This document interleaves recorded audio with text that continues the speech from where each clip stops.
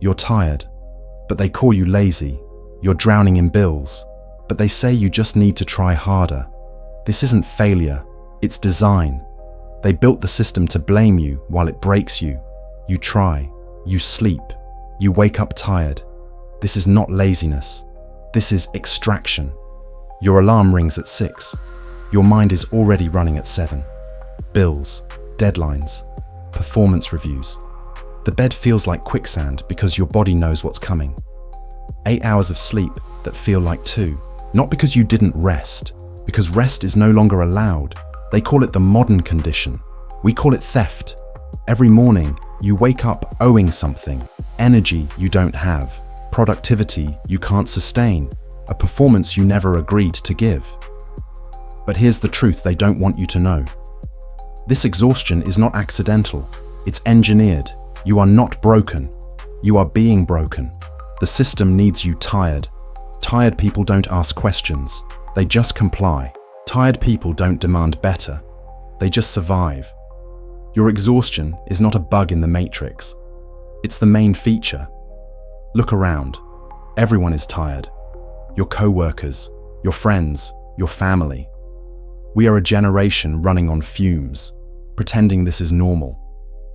Calling it adulting, calling it responsibility. But what if it's something else entirely? What if it's theft? Marx called it alienation, the separation between you and the value of your work. But it goes deeper now. It's the separation between you and your own life force. Every ounce of energy you have is being harvested, not just during work hours, all the time. Your productivity is worth more than your existence. Let that sink in. When you produce, you matter. When you rest, you disappear. This is the unspoken contract of modern life. Your value as a human being is directly tied to your output as a machine. No production, no worth. Simple math. They measure your heart rate during meetings, track your screen time during breaks, monitor your bathroom visits during shifts. You are livestock now, optimized for maximum yield. Your emotions are commodified. Smile for the customers. Be passionate about synergy. Show enthusiasm for mandatory overtime. Even your feelings are company property now. Depression is rebranded as low engagement. Burnout becomes a performance issue. You are not having a bad day. You are being systematically drained. The extraction doesn't stop at 5 p.m. That's when the second shift begins. The shift they don't pay you for, but demand anyway. Improve yourself. Learn new skills. Network. Build your personal brand. Your free time is no longer free. It's unpaid labor disguised as self-improvement. Time off became debt. Relaxation became guilt. Rest became failure. You scroll through productivity podcasts during your commute. Watch motivation videos during lunch. Read business books during weekends. Even your downtime serves the machine. There is no escape because there is no outside anymore. The boundary between work and life didn't blur. It was erased. On purpose. Your phone buzzes at 9 p.m. Work email. You check it. Not because you have to, because you've been trained to. The leash is invisible, but the collar is real. You are always on call, always available, always producing value for someone else. This is not about being dedicated. This is about being owned. The coffee industry profits from your exhaustion. $4 lattes to fix what 8 hours of sleep should handle naturally. Energy drinks to jumpstart what rest should restore.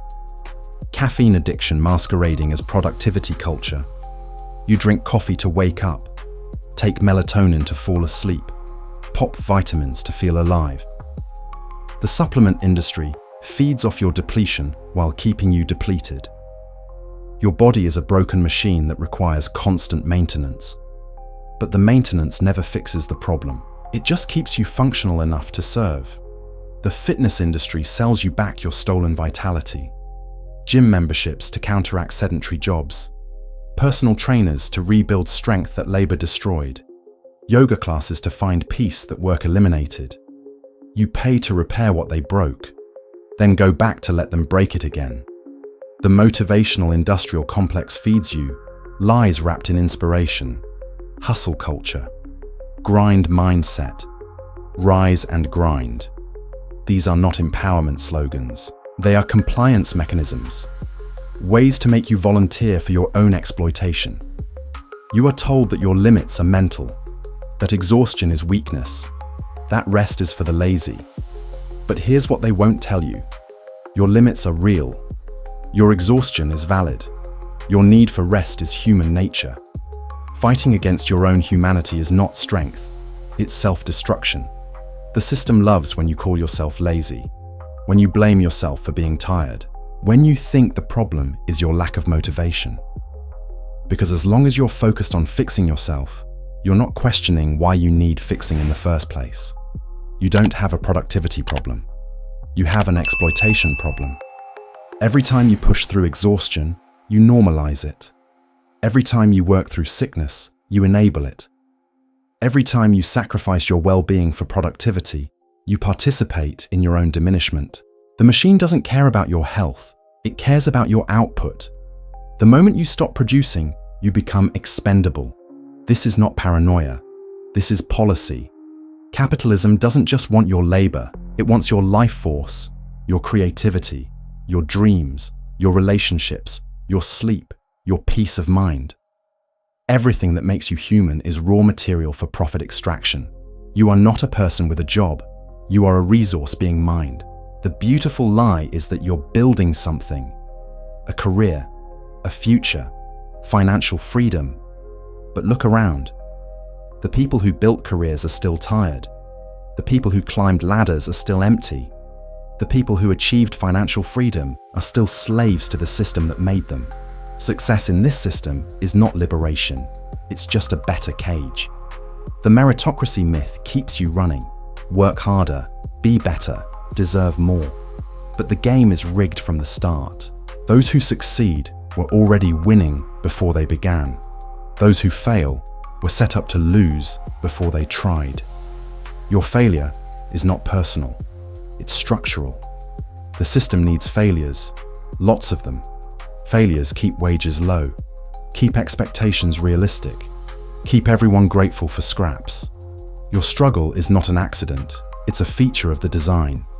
Every time you don't get promoted, someone else profits from your cheaper labor. Every time you can't afford something, someone else benefits from your limitation. Every time you feel inadequate, someone else feels superior. Your pain is their gain, literally. The isolation is intentional too. Tired people don't organize. Exhausted people don't resist. Overwhelmed people don't unite. Your individual struggle keeps you from seeing the collective pattern. You think you're the only one drowning, but everyone is drowning. We're all just drowning alone. The beautiful part of this system is how it makes you complicit in your own destruction. You wake up every morning and volunteer for more. You apply for jobs that will drain you. You sign contracts that will exploit you. You agree to terms that will diminish you, and you call it opportunity. The alternative is not presented as an option. Rest is not profitable. Balance is not scalable. Human dignity is not marketable. So these things simply disappear from the conversation. The only choice you're given is how fast you want to burn out. Slow burn or fast burn. But burn you must. Your weekend becomes preparation for Monday. Sunday scaries are real because Sunday is when the illusion breaks. For 48 hours, you pretend you have a life. Then reality hits. You belong to someone else 5 days a week, sometimes 6, sometimes 7. The gig economy made it worse. Now you don't even get weekends. You drive Uber after your day job, deliver food after your night shift, sell crafts online during your lunch break. Multiple jobs became multiple chains. They call it entrepreneurship. We call it desperation. Your side hustle is not ambition, it's survival. The main job doesn't pay enough. The rent is too high. The debt is too deep. So you work more, sleep less, rest never. The subscription economy owns your future. Netflix, Spotify, Adobe, Amazon Prime, your phone plan, your car payment, your student loans, your mortgage, Every month, money leaves your account automatically. You are paying for the privilege of staying trapped. Recurring payments are recurring chains. Your data is harvested while you sleep. Your location tracked while you work. Your behavior predicted while you scroll. You are the product being sold to advertisers who want to sell you more products you can't afford with money you don't have. The surveillance is total. The extraction is complete. Social media turned your insecurity into profit. Every scroll generates revenue for someone else. Every like feeds an algorithm designed to keep you hooked. Every post is free labor for platforms worth billions. You are working for Facebook without being paid by Facebook. Instagram shows you lives you can't afford. LinkedIn shows you jobs you can't get. TikTok shows you dances you don't have time to learn. Every platform reminds you of what you lack, what you're missing, what you should be doing instead. The comparison is the point. Inadequacy is the product. Your childhood dreams were branded as unrealistic. Your passions dismissed as hobbies. Your creativity channeled into content creation for platforms that profit from your talent without sharing the wealth. Art became content. Passion became hustle. Dreams became delusion. The education system prepared you for this. Sit still. Follow orders. Don't ask questions. Compete with your peers. Accept authority. Memorize useless information. Graduate into debt. School was factory training. You just didn't know which factory yet. Your parents worked to live. You lived to work. The shift happened gradually. Overtime became normal. Benefits disappeared. Pensions vanished. Job security died. The social contract was broken, but only on your side. The bosses kept their perks. The shareholders kept their profits. The executives kept their bonuses. You kept the debt. Healthcare is held hostage. Insurance tied to employment. Get sick. Lose coverage. Lose your job. Lose your life. The fear keeps you compliant. Keeps you grateful for scraps. Keeps you from demanding better. Your health is collateral for your compliance. The housing market is rigged. Prices rise faster than wages. Rent consumes half your income. Down payments require decades of saving. Home ownership becomes impossible. You pay someone else's mortgage through rent. Landlords are modern feudal lords. You are the serf. Credit scores control your life. Miss 1 payment, lose 10 points. Pay on time, gain 2 points. The system is designed to keep you borrowing, keep you paying interest, keep you trapped in debt cycles. Your credit worthiness is your worthiness as a human. The retirement age keeps rising. Social security keeps shrinking. Pensions disappeared. Savings accounts pay nothing. The stock market is gambling. You are expected to work until you die. Retirement is not a right. It's a luxury you can't afford. Mental health became an industry. Therapy costs more than rent. Medication requires insurance. Self-care became another market to exploit. Your trauma is someone else's profit center. Even healing costs money you don't have. The news cycle keeps you anxious. Wars, pandemics, economic collapse, climate change, political chaos, school shootings. You scroll through horror while working through exhaustion. The fear paralyzes. The overwhelm numbs. Anxiety is the new normal. Panic is the new baseline. Dating apps turned love into labor. Swipe, match, message, perform. Your romantic life becomes another job you don't get paid for. The algorithms profit from your loneliness while keeping you lonely. Even love is monetized now. Food delivery apps steal from restaurants. Ride-sharing apps steal from drivers. Streaming apps steal from artists. Every convenience comes with hidden costs paid by workers you never see. Your convenience is someone else's exploitation. The weather is changing. The planet is dying. But you're too tired to care, too broke to act, too busy surviving to fight for the future. Climate change becomes background noise to economic anxiety. They destroyed the world while you were too exhausted to notice. Your children will inherit this system, unless something changes, unless someone resists, unless enough people say no. But saying no requires energy you don't have, time you don't own, Security you can't risk. The trap is perfect. Almost. Corporations pay no taxes while you pay through the nose. They get bailouts while you get bankruptcy. They socialize losses while privatizing profits. The game is rigged at every level. Your taxes pay for their mistakes. Politicians promise change while taking money from lobbyists. They speak your language during campaigns, then serve corporate masters after elections. Democracy is theater. Oligarchy is reality. Your vote doesn't matter. Your voice doesn't count. The police protect property, not people. The military protects profits, not peace. The justice system protects the wealthy, not the wronged. Every institution serves capital first, citizens never. Protection is a service you can't afford. The media manufactures consent for your own oppression. They normalize the abnormal, rationalize the irrational, explain why your suffering is necessary for someone else's success. Your reality is their construction. Technology was supposed to liberate. Instead, it enslaved. Promised connection, delivered isolation. Promised efficiency, delivered exhaustion. Promised progress, delivered regression. Every innovation makes your life worse while making someone else rich. The future they sold you doesn't exist. Flying cars remained fiction while wage slavery became reality. Space travel stayed fantasy while student debt became permanent. The jetpack generation got the gig economy instead. Tomorrow is just more of today. Artificial intelligence will replace your job but not your debt. Automation will eliminate your income but not your expenses. Robots will do your work but you'll still pay the bills.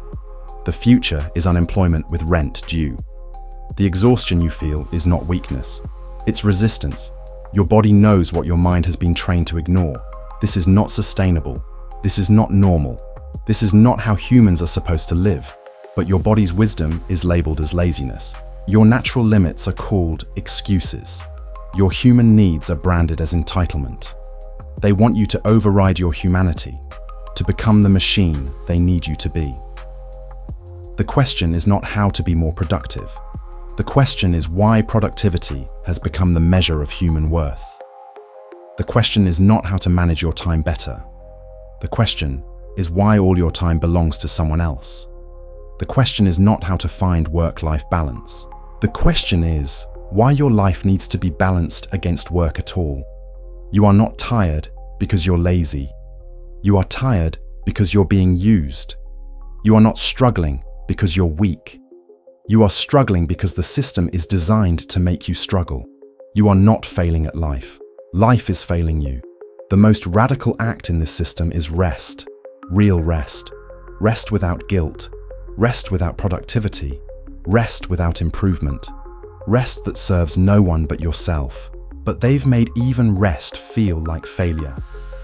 Because resting people are dangerous people. Resting people have time to think, time to question, time to imagine alternatives, time to realize they deserve better.